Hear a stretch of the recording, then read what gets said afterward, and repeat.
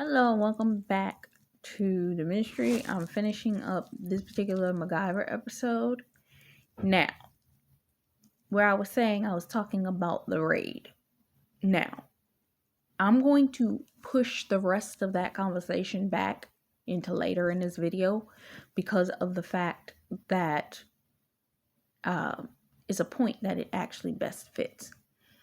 All right.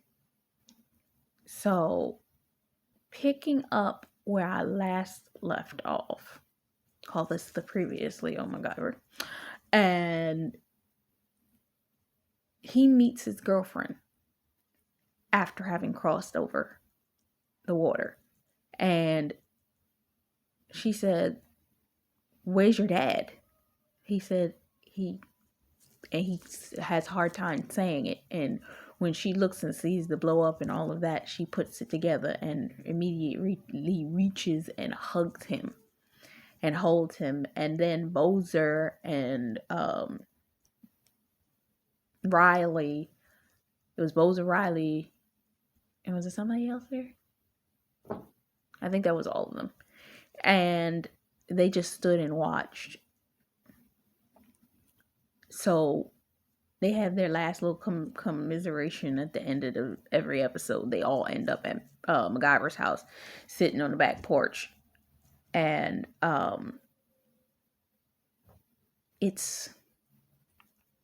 think it's like some type of celebration season that speaks to something too. And there's like fireworks or something, and she meets him out on the back porch, and he's just standing there, and she's not quite sure exactly what to say to him, but she gives him a little bit of wisdom. She's part, I don't know whether it's Korean or Japanese, in relation to something in which she learned about grief. And she asked him, "Are you okay?" And he said, I'll be okay. And they stand there in the moonlight and watch the moon. Everybody else is kind of like standing back, giving them the space in which they need. So, what am I want to say about this? When you come into this man's life, he's going to have lost a lot of stuff. And he's still going to be in the midst of dealing with the emotions surrounding the stuff in which he's lost. People, places, situations, circumstances, scenarios, relationships, homes, all this kind of stuff. Things that are material, and some are blood relation, some are friendships that he called family, that he found out betrayed him. His trust level may be who knows where. So if they're a little numb, they a little bit don't want to talk, they're a little bit, let them have their time. Just be there. Give them whatever wisdom you can give them as they speak to you. But the best thing that you're going to be able to do is just having your presence there while they process, because they got to go through the processing of what they're about or what they have just lost. And that episode ends up ending, but it picks up for the next episode. They are back in the office, and they got a new situation where there's a major blackout. There's a reason why it took me so long to do these episodes. I didn't want to dig into any governmental stuff or things that I noticed, because I just didn't want to go there. But God doesn't tell us that we have the ability to pick and choose what he wants us to release, how he wants us to release what he wants us to release. when he gave me the word shakedown. And I had to sit there for 2.5 hours recording that content. That's some deep stuff.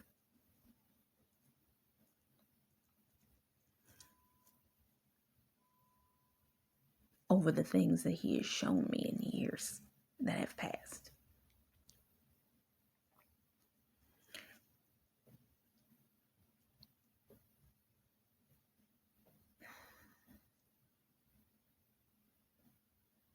But in that, there's revelation there.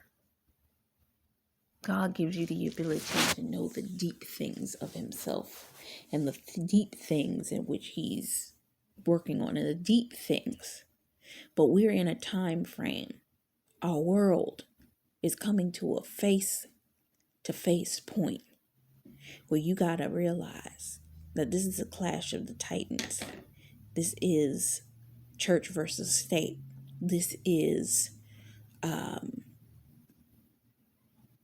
the fact that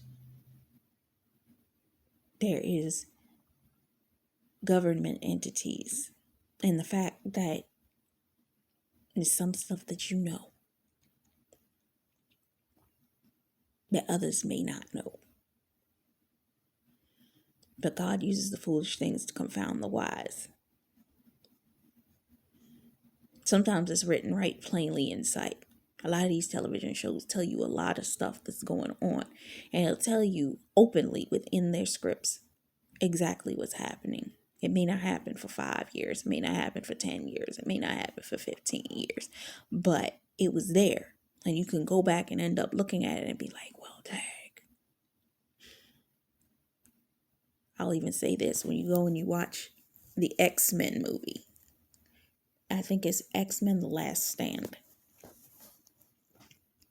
If you go back and look at it, just even looking at the characters, looking at who's playing the president, looking at what was happening at the time, looking at all that stuff. If you got eyes to see, you can see.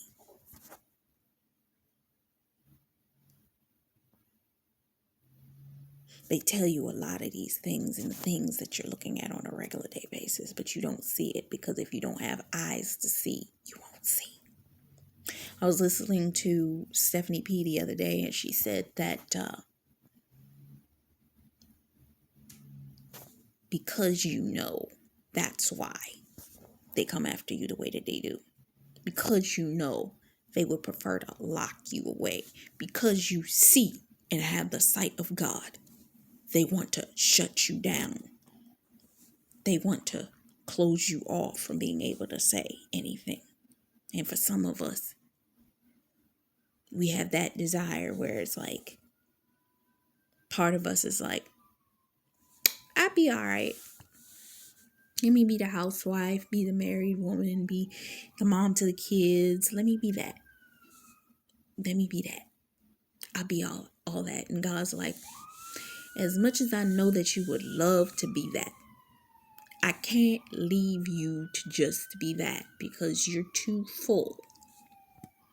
You're full of gifts. You're full of talents. And I've called you to be this. Yes, you're still going to be that. But I need you to be this too. And I'm going to position you for that. Even though part of you is like, I'll be all right just being a mom. I'll raise the kids. I got enough wisdom to tell them what they need to do and which way that they need to go. And because I'm creative, I'll pour it all into the kids. And it's like, God's like, I didn't pour it into you for you to just pour it into the kids. Yes, I want you to pour it into the kids, but I need you to do what you're called to do so that your kids can see you do it.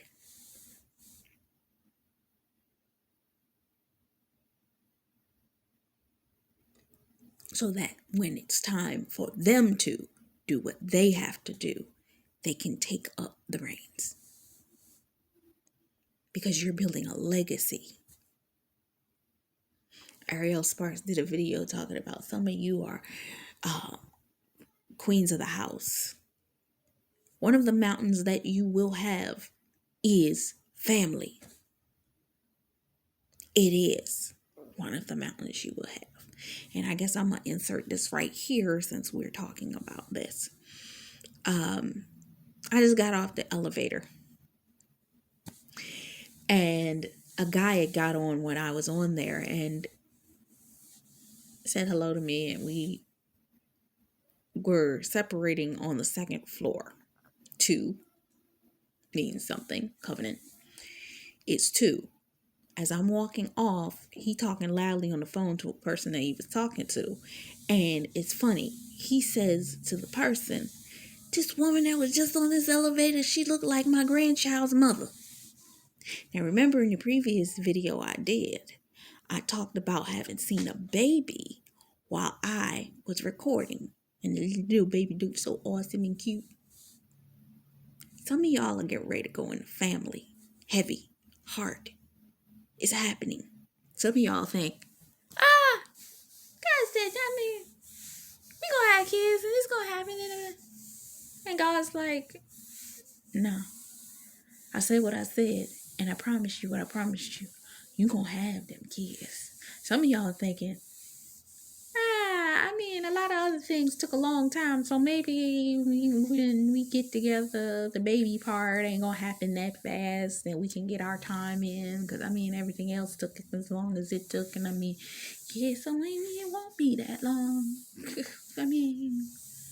We'll have some time to get it in just for the 2 of us, and I'd be like, I'm gonna set y'all ablaze like that, because I want y'all to start producing kids. Y'all gonna be on it like that because y'all gonna start having kids. God been giving me a few dreams, and I had to double check, and I'm like, is that from you? That's not my, because I don't think like that one. And God's like, yeah, that dream was from me. Because God started showing me married couples in the intimacy between the 2 of them. Wife comes home late that night after a dinner, gets into bed with her spouse, and they rolling around in them sheets till the next morning.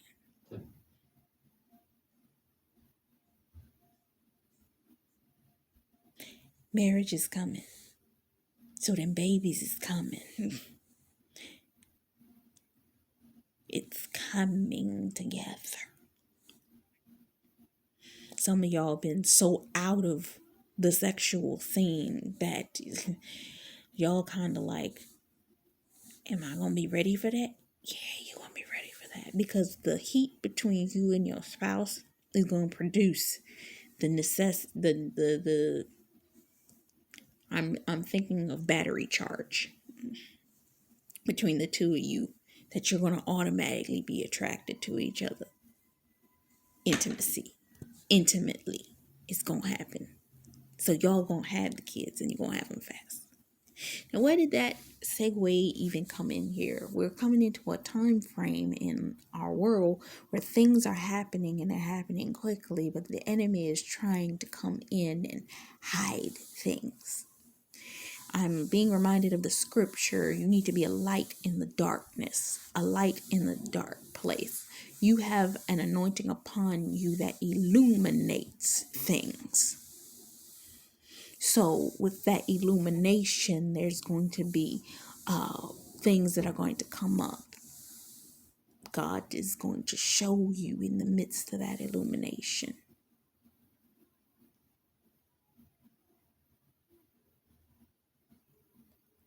Be prepared.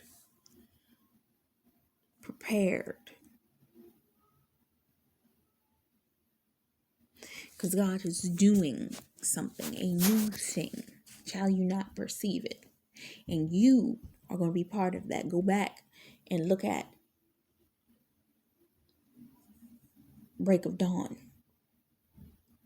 God's shining some lights on some things.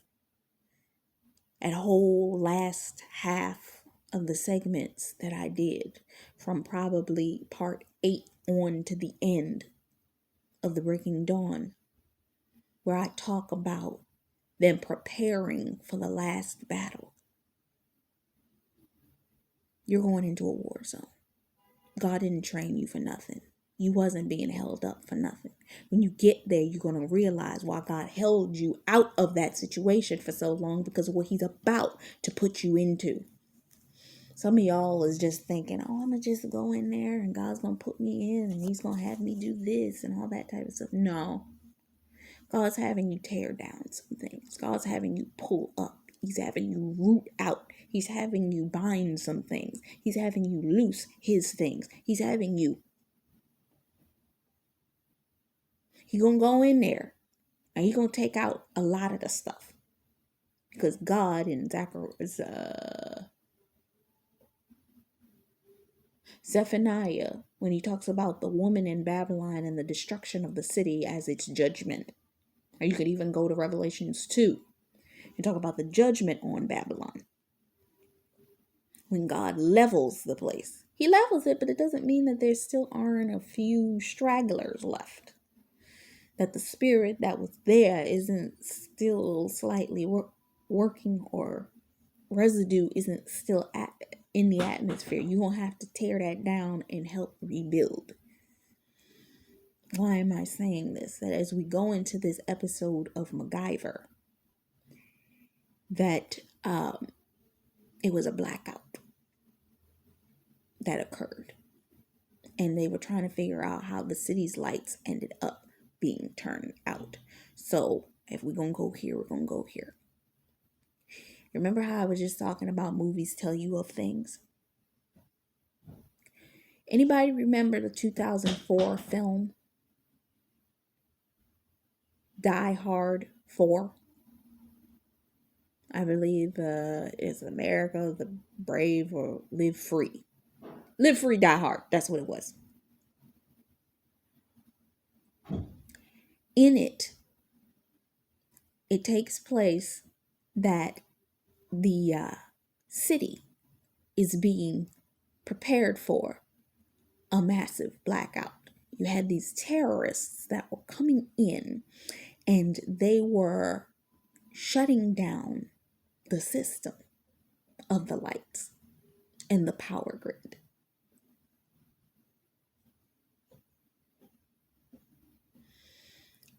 In this episode of MacGyver, the power grid gets shut down.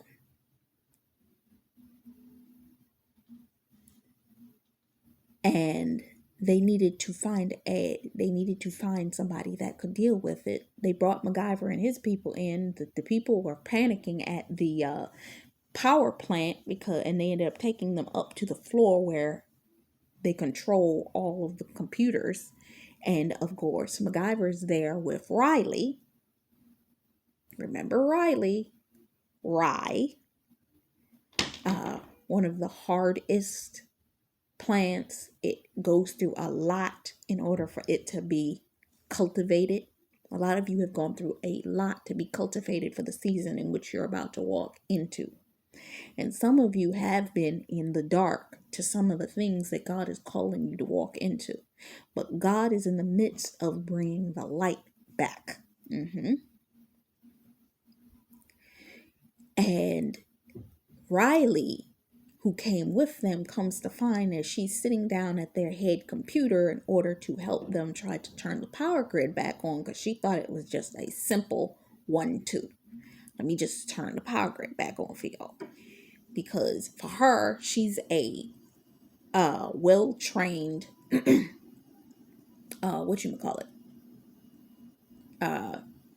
computer technical advisor, assistant, what have you. And because of her well-trainedness, she knows how to identify certain things on a computer system that most people might not see. So she figures, I go in there and it may be a little bit complicated, but we can turn this grid back on easy. So she sits down, and when she sits down and starts to look at the inner coding for the system, she comes to find the realization for what it was that blacked the entire city out was an old code that she had created with 2 of her friends years ago, just before she ended up getting locked up. Okay? It was her code. Why am I saying this? In the movie Live Free, Die Hard, Bruce Willis is trying to help a young coder who is one of the last 3 to 6 people that worked on this code for this terrorist organization. They were just contacted to deal with or create a code. I don't know whether they created the code or they were just meant to help insist on the installation of the code, but it was necessary that the hacker was involved. But the entire team of hackers was starting to be killed. There was a power outage in that film, and they needed to figure out who hacked the entire system because the system was going haywire. And you are starting to see the turmoil of what happens if the grid goes out. Why am I saying this? The reason I really didn't want to talk about this is because I see some things.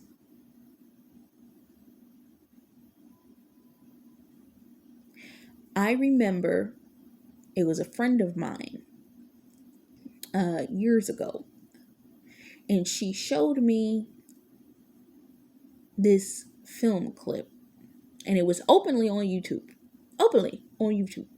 And in this film clip, they were talking about, now, if anybody remembers, Jesse Ventura, he used to always do programs talking about, and I can't remember what the name of his show was, but look up Jesse Ventura on TV, and it's a program that talked about all of the old things, that governmental things that are hidden in plain sight, pretty much. In that TV show, it was talked about in the TV show, and it was talked about in whatever clip that my friend sent me, that there was going to come a point in time where they would want to control the power grid. Okay? Now, this is something I've seen anywhere from 10 to 15 years ago. And I was like, wow, really? Now, 2 years ago, Tiffany Montgomery did a Covered by God, not Covered by God, it was Millions Conference. And the Millions Conference, lo and behold, was called The Blackout.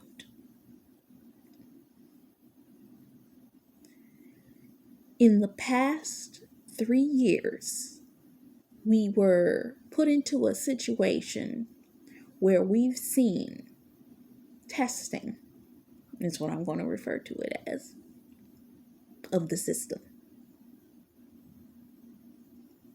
Remember in the previous episode of MacGyver, the aunt was bringing MacGyver in to have a conversation with him in order to show this systematic breakdown in which her and the mother wanted to create in order to show that people do not know how to take care of themselves.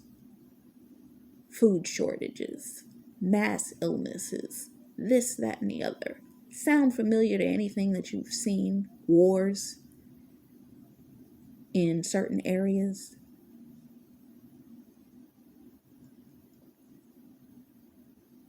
Almost as if they were testing the system. Well, if you go back and you watch the movie Live Free and Die Hard, if you listen to what the hacker is saying, because most people would just listen to it and go over their heads. But if you start to see the pattern, he's talking about the fact that there would be a necessary hack that, if implanted on proper computer systems throughout city after city, there could be a massive blackout. And in that film, the terrorists were trying to hijack the system. But because he was the coder and he was the last of the 6 that was left to bust up that code, he was the one remaining that knew how. Bruce Willis's character was trying to protect him in order to get him back to the place in which he would be secure. But he wasn't as intelligent as the hacker was in understanding how the grids were working. You saw traffic messed up. Cars couldn't go nowhere, lights were off, everything. Cars were running into people left, right, and sideways. Because the power grid in that area, I think at this particular point in time, it was New York City. Then they also had something happening in California in the film, and Washington, D.C.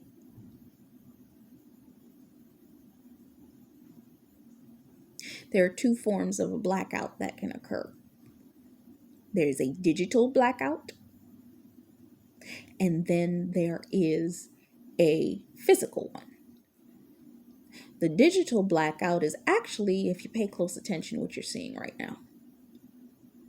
If a person wants to cover something up, do you just cover it, or do you provide so much false information that it can't be deciphered where the truth is and where the false information is?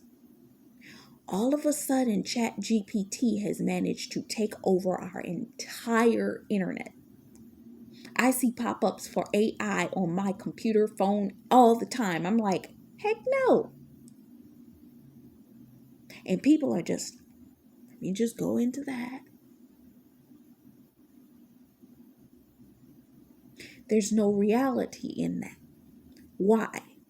Does anybody ever ask why there's such a digital blackout? And then when people are actually posting things and informative information, they're being considered third party pirates, piracy, what have you. And this is information that actually is coming from, I've seen doctors, I've seen trusted technical people, I've seen people, I even saw, it was Good Morning Sunday, they were talking about certain information that high level, it was either doctors or people involved